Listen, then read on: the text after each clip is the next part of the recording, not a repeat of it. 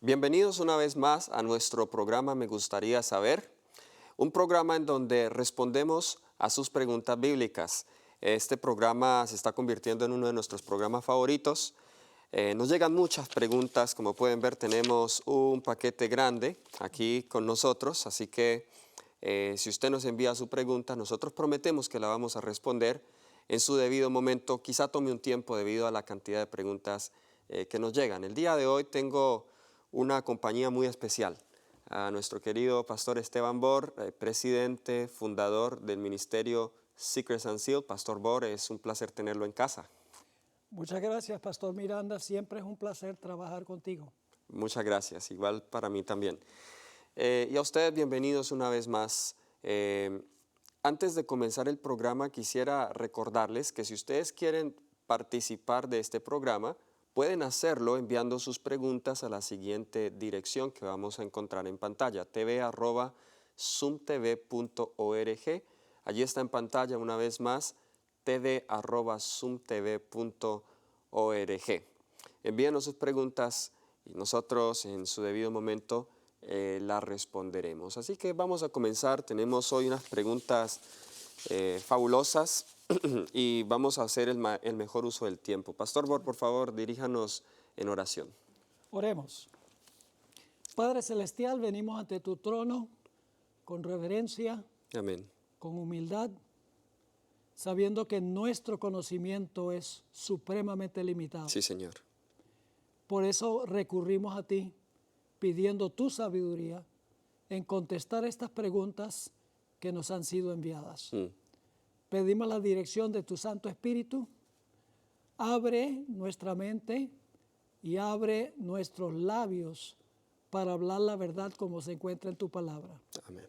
Y te damos gracias por escuchar y respondernos, porque te lo pedimos en el nombre de Jesús. Amén. Amén. Amén. Bien, la primera pregunta que vamos a responder el día de hoy viene de Coqui Pena, o Coqui Peña quizás sea, pero la ñ no salió bien acá.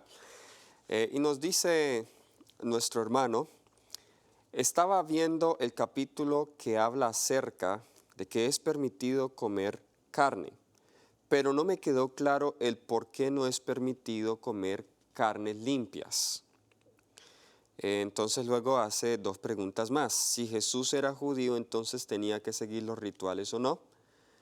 Vaya que no los judíos comían carnes limpias.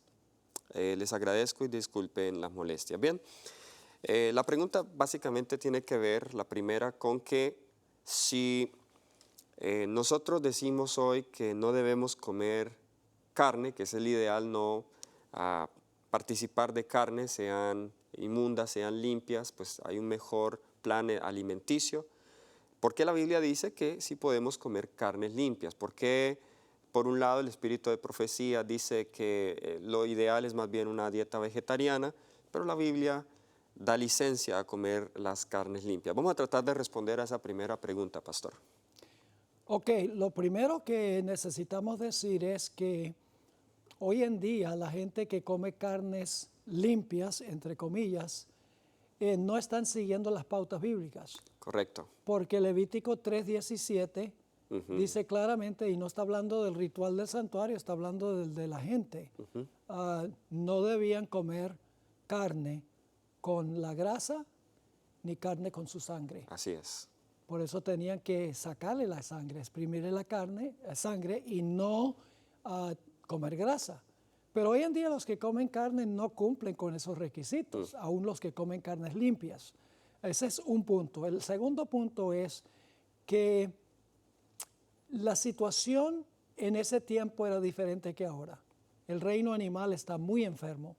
Se le inyectan hormonas a los animales para que crezcan más rápido. Se llevan al mercado de una forma agitada, ajetreada, que afecta las hormonas. Así que las circunstancias allá, en una sociedad agrícola, una sociedad donde la gente, digamos, mataba una oveja para comérsela, hoy se ha comercializado de una manera que aún cuando las carnes son limpias según la definición bíblica, las circunstancias han cambiado. Correcto, así es. Eso es muy importante lo que usted dice, pastor. Y además nosotros tenemos que tener cuidado de no establecer prácticas basados en un plan que no era el ideal de Dios. Porque si nosotros usamos la Torá o el Pentateuco como base para nuestra práctica cristiana, entonces vamos a entrar en algunos problemas, porque ahí vemos la carta de divorcio, por ejemplo, mandamientos como esos, vemos otros mandamientos como la ley del talión, vemos otros mandamientos como la poligamia. Así que algunos de esos mandamientos Dios los dio para regularizar y prevenir un mal mayor. Y lo mismo vemos en el caso de las carnes limpias. Yo las carnes limpias suelo hablar de ellas es más bien como un plan alternativo para reducir un mal mayor a un pueblo que Dios trató de cambiarle la dieta en Éxodo 16, pero no quiso. Así que Dios simplemente colocó algunas restricciones para evitar enfermedades más grandes.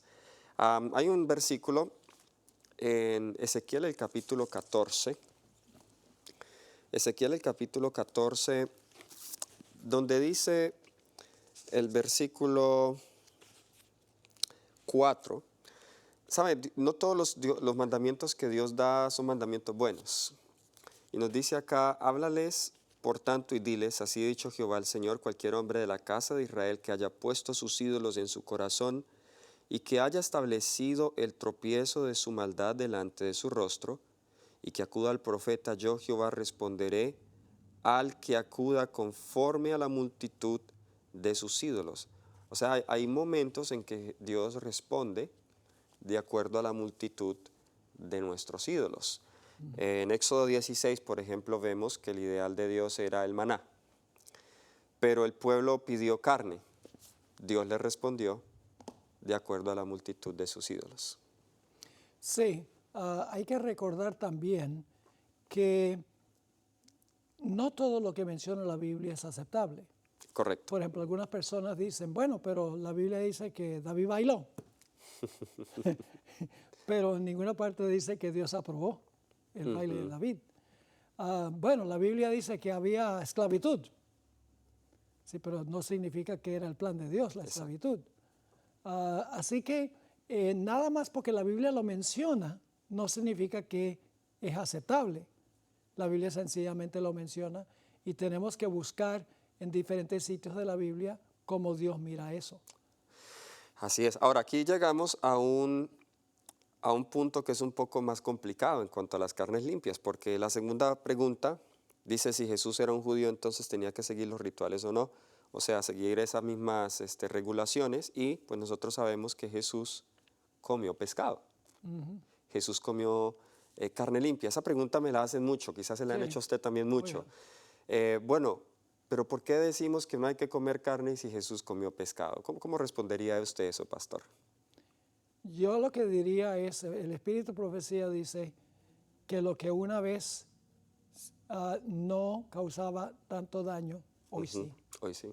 Las circunstancias han cambiado y yo siempre doy este ejemplo. En la ciudad de Caracas hay un río que pasa por toda la ciudad que se llama el río Guaire. Yo he visto fotos de hace 120 años de gente que iba allá a bañarse en el río Guaire. Era un río limpio antes de que creciera la ciudad. Ahora es la cloaca de la ciudad. Y hay avisos que dice peligro, no nadar, porque no hay nada vivo ahí. ¿Por qué razón es que hoy en día está prohibido nadar en el río, mientras que en aquella época la gente podía libremente hacerlo? Sencillamente porque las circunstancias han cambiado. Lo que era limpio antes no es limpio ahora. Correcto. Y eso es lo que mencionaba al comienzo al responder esta pregunta, es que el reino animal está mucho más enfermo hoy que lo que estaba en la época de Jesús. Los judíos eran muy cuidadosos en cuanto a cómo ellos botaban los desperdicios, ya sea de su cuerpo o desperdicios. Eran muy higiénicos. Y por eso no creo que el mar de Galilea estaba lleno de toda clase de suciedad que iba a contaminar los peces. Eso es un muy buen punto, así es. Y debemos recordar que Jesús vino en una dispensación donde aún estas leyes estaban, todas las leyes judías, aunque sabemos que las leyes dietéticas trascienden, pero Jesús vino y se hizo bajo la ley. Y era aceptable en los tiempos de Jesús, así como en los tiempos de Moisés, consumir carnes limpias. Así que él no estaba violando ningún principio de la ley de Moisés al comer pescado. Yo creo que Dios quiere que nosotros adoptemos un plan A, Así no un es. plan B. Ujú. Cuando vino el problema del divorcio por cualquier causa, Jesús dijo, bueno, por la dureza del corazón de ustedes, Moisés permitió el divorcio por cualquier causa. Pero luego al principio no fue así. La norma que da Jesús es el principio. Me parece. Quiere que regresemos al principio, que vivamos en el campo como al principio, que comamos como al principio, que el matrimonio sea una monogamia como al principio. Amén. Dios no quiere que nosotros tengamos un plan B, aunque Él lo permitió.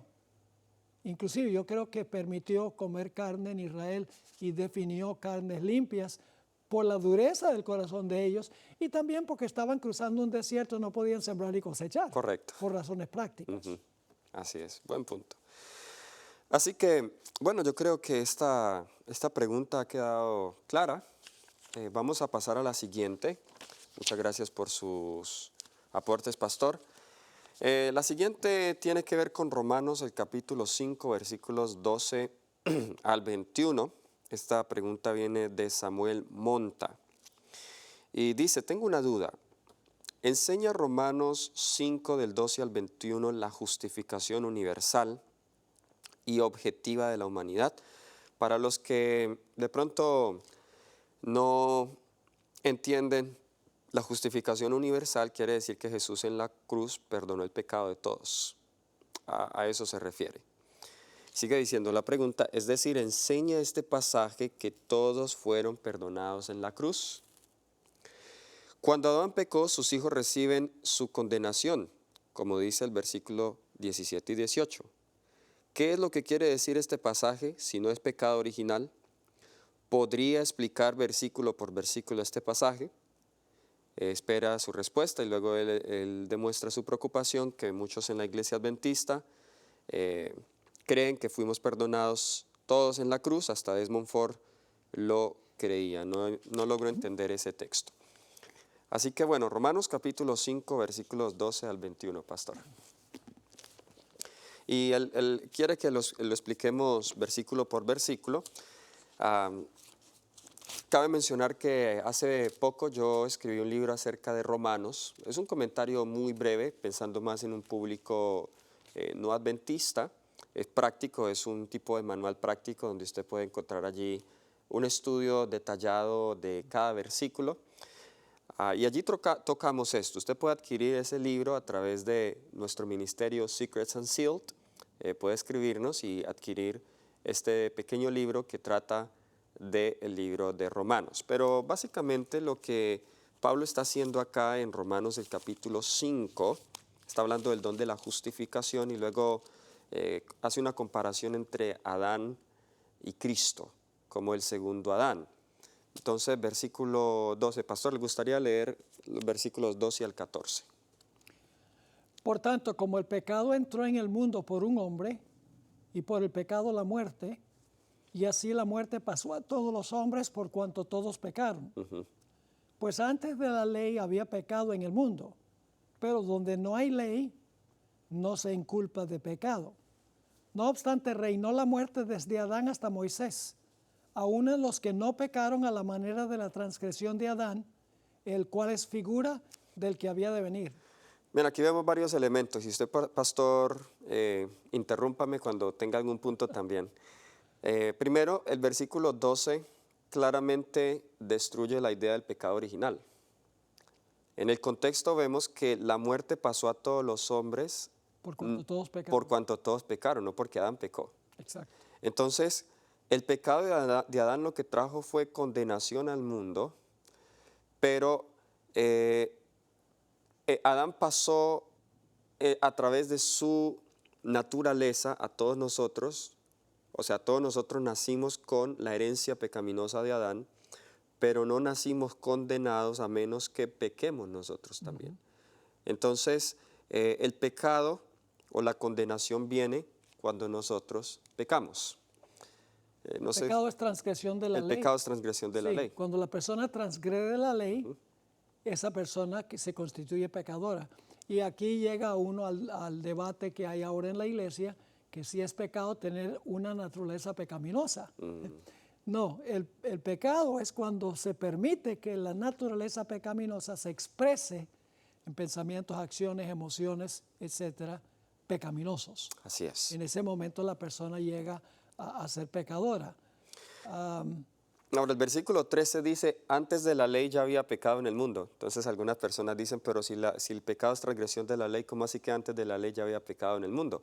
Bien, en el contexto aquí se está refiriendo, el versículo 14 lo aclara, antes que se diera la ley Escrita en el Sinaí. en el Sinaí con Moisés.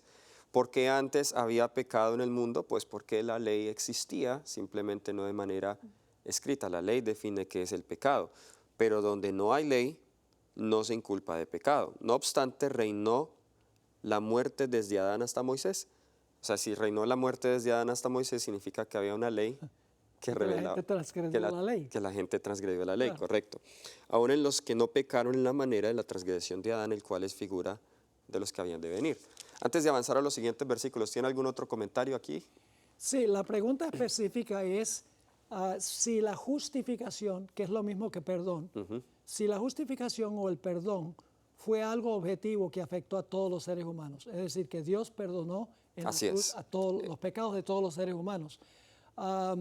Y mi respuesta sería no. Jesús en la cruz hizo provisión, suficiente provisión, para perdonar los pecados de los que se apropian de la provisión que hizo Jesús. Y yo doy un ejemplo, el ejemplo de un banco. Supongamos que hay un multicuatrillonario que tiene recursos sin fin, que ve a todos los pobres seres humanos, todos endeudados por la hipoteca, la cuota del carro, las tarjetas de crédito, y dice, ay, yo tengo tanta lástima de esta gente, yo voy a depositar en mi banco suficiente capital como para cancelar todas las deudas de todos los seres humanos. Y deposita suficiente capital para cancelar las deudas de todos los seres humanos. Hay solo una condición, y es que hay que venir a sacar la plata del banco.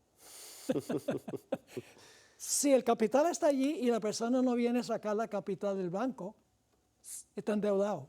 Correcto. Jesús, por su muerte en la cruz, por así decirlo, depositó suficiente capital de salvación en el banco celestial para perdonar los pecados de todo ser humano que jamás haya vivido. Pero hay que venir a Él arrepentidos, confesando el pecado, teniendo fe en Jesús y pidiendo que por favor tome del capital y lo ponga a la cuenta para que la cuenta sea perdonada.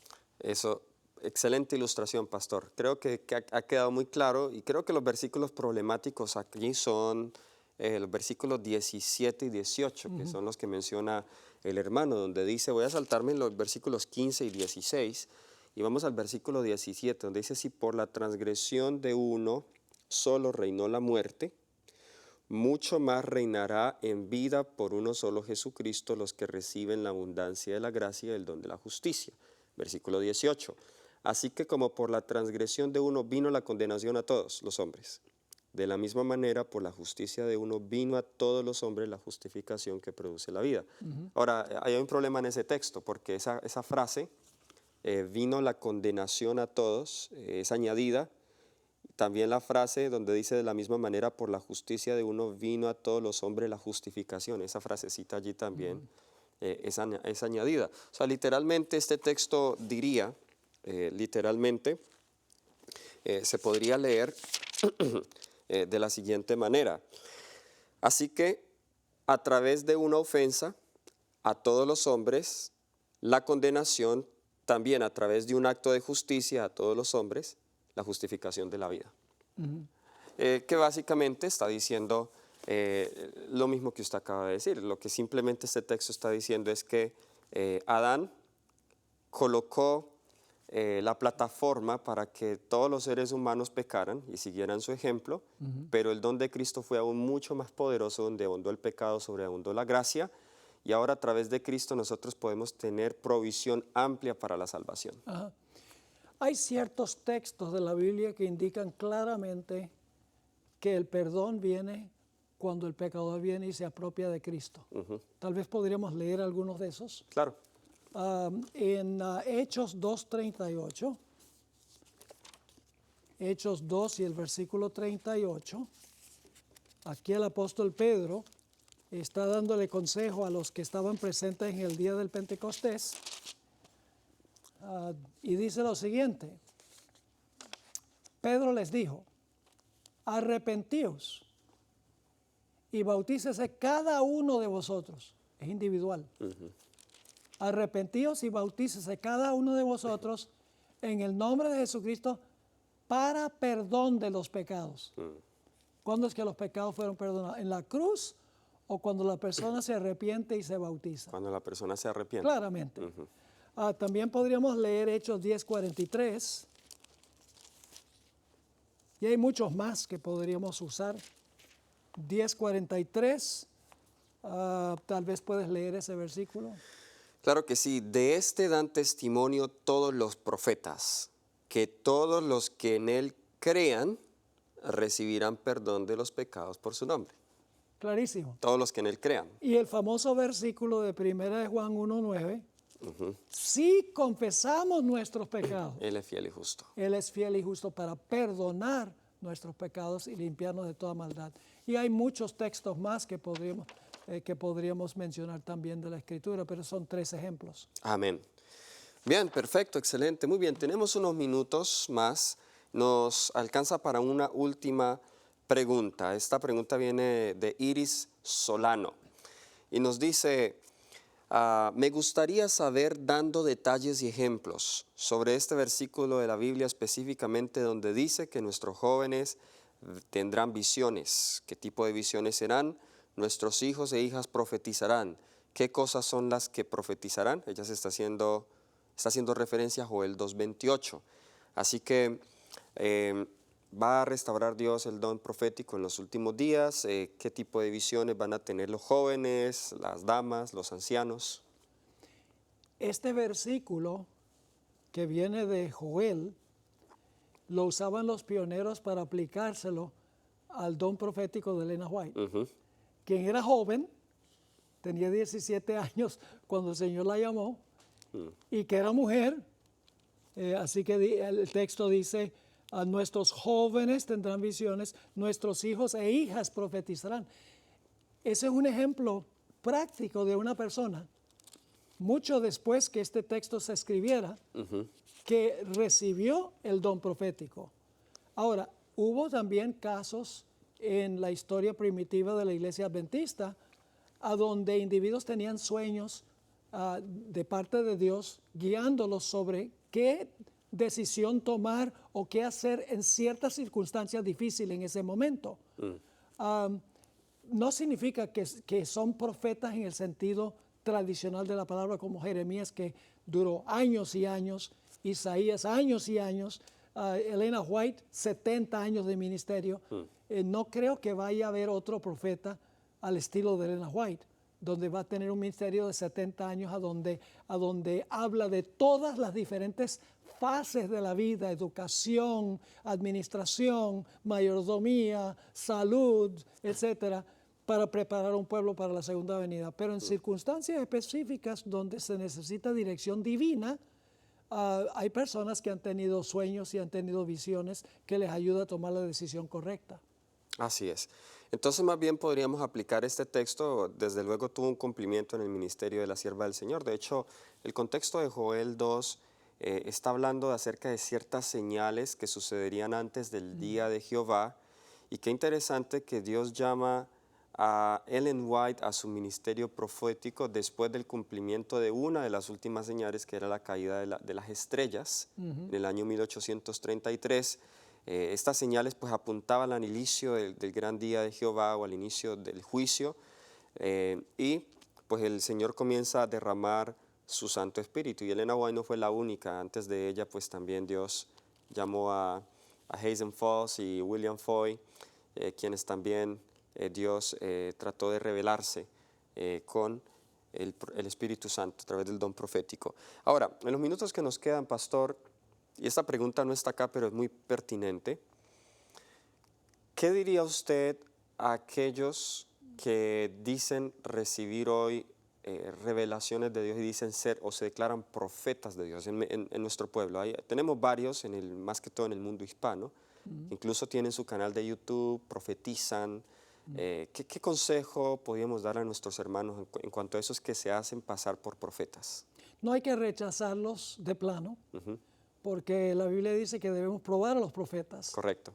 Es decir, hay que aplicarle todas las pruebas bíblicas. Todas las pruebas bíblicas, así es. Para ver si a la ley y el testimonio, si su predicción se cumple. Hay una persona que vive profetizando eventos todo el tiempo y nunca se cumplen, de acuerdo a lo que dice, no voy a mencionar el nombre. Tiene que enseñar que Jesucristo vino en la carne. Hay varias evidencias bíblicas de un verdadero profeta. En ese caso, hay que aplicarle todas las pruebas de un verdadero profeta, y si pasa la prueba, entonces uno puede decir que Dios llamó a esa persona para esa circunstancia específica. Pero si no pasa la prueba, entonces es un falso profeta, según la definición bíblica. Muy bien. Además, la sierva del Señor escribió tantas páginas, artículos, libros, que tenemos suficiente luz y algunos no están siguiendo la luz que ya nos fue dada, pero están tratando de buscar nueva luz en otras partes donde no deberían buscar. Así que pues primero caminemos en la luz que ya nos ha dado el Señor, y pues vamos a tener también un mejor discernimiento en cuanto a si surge un nuevo profeta, si ese profeta habla en armonía. Porque un principio bíblico es que los espíritus de los profetas están sujetos a los profetas. Si no estamos viviendo de acuerdo a la luz que tenemos, Dios no nos va a dar más luz. No nos va a dar más luz, así es. Pastor Bor, muchas gracias, y gracias a ustedes por sintonizarnos en este programa. Me gustaría saber, recuerden, pueden enviarnos sus preguntas a la dirección de correo electrónico tv@zoomtv.org. Gracias y nos vemos hasta la próxima. Dios te bendiga.